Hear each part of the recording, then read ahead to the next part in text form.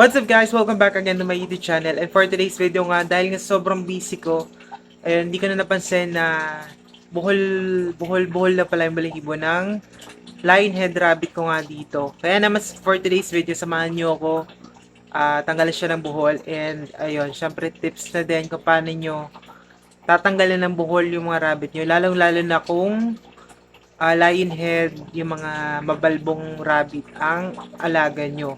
Ayun, flex ko na din pala yung bato-bato ko nga dito guys ay nangitlog na.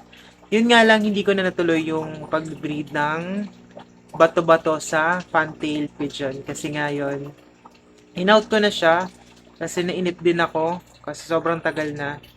Yun, hindi nag-fertilize yung itlog. So, nabenta ko na nga yung fantail and yung isang kalapate. So, bale, ito na lang dalawa yung ternay kong i-breed. So, hoping na merong laman or fertilize nga yung itlog ng dalawang to. So, ayun nga guys, ito nga pala yung aking lionhead na rabbit. Ayun, so, doe pala ito. Ayun, mapapasin nyo ang kapal na, laki na nung buhol niya sa may puwetan. Tapos, ayun, nandito nga tayo sa may table. So, dito ko siya tatanggalin ng mga buhol. Ayun, so, sa pagtatanggal pala ng buhol guys, mas okay kung gumamit kayo ng ganitong suklay. Ayan. Kaya ito rin pala yung ginagamit ko kay Pepsi. At mas okay kung kayo gagamit nung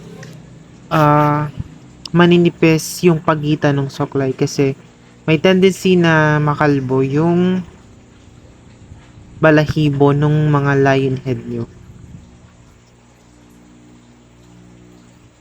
Ayun, so syempre dapat ang gagawin natin ay hihimayin natin yon ng paunti-unti yung part kung saan merong buhol yung rabbit natin.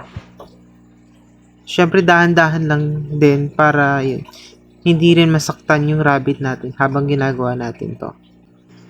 Ayun, so may mga lionhead pala dyan, comment down naman kayo kung ano ginagawa niyo sa rabbit niyo kapag nagkaroon ng buhol. So, ayun, hindi ko nakatanda kung ilang months na to yung rabbit namin, si Sakura. Pero yun, bibili kami ng ganitong breed ng rabbit para pure din yung lalabas na baby. And so dito, pinas-forward ko na nga yung ating video para mas mabilis tayong matapos.